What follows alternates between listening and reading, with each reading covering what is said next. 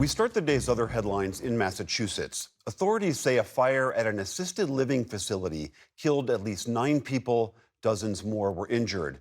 The blaze broke out last night at the Gabriel House in Fall River, about 50 miles south of Boston, leaving the front entrance heavily damaged. Firefighters say residents were hanging out of their windows, calling for help. The facility is home to some 70 people. One man said he didn't realize what was happening until he opened his door. All the smoke from the hall were right in my face, and all I could do was just stand there and choke. And I thought it was going to be the end of everything.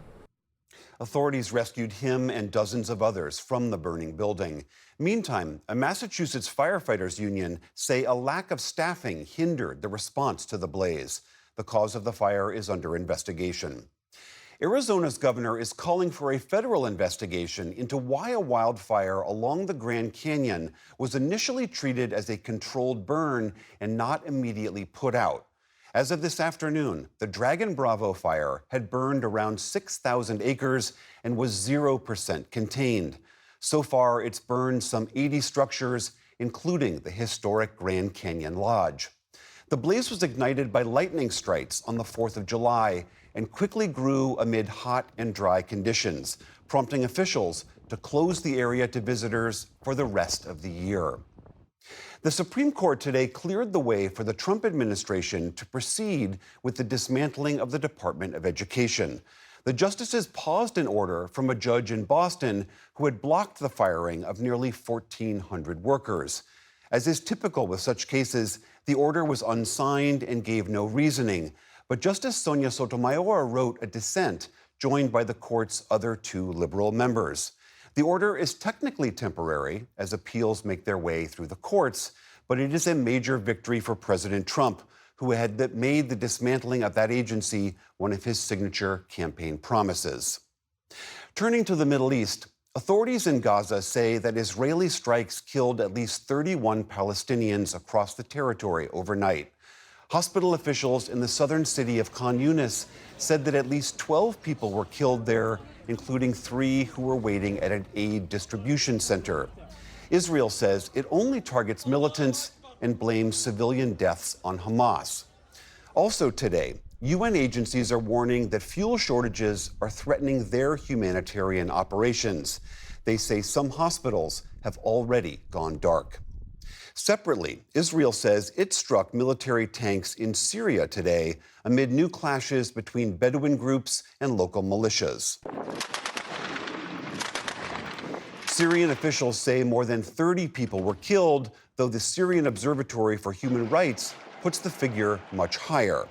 That UK-based war monitoring group says the violence erupted after a man from the Druze minority group was kidnapped by members of a Bedouin tribe. Syria then deployed government forces to try and restore order. The clashes underscore the challenges facing Syria's new government after more than a decade of civil war.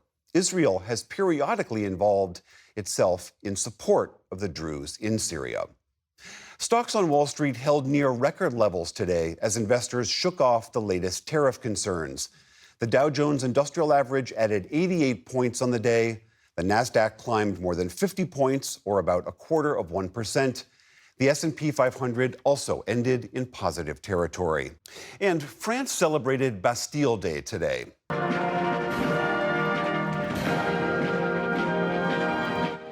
Air Force jets streamed past the iconic Arc de Triomphe, releasing the colors of the French flag as some 7,000 people marched up the Champs-Élysées.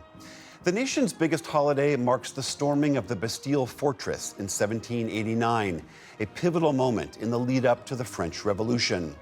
It also comes amid an increased focus on national defense.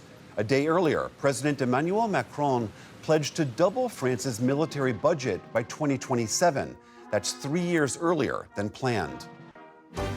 Still to come on the NewsHour, Senate Republicans face a deadline to claw back funding for foreign aid and public media. Tamara Keith and Amy Walter weigh in on the MAGA base's split over the Jeffrey Epstein case. And some leading film critics recommend their favorite summer movies.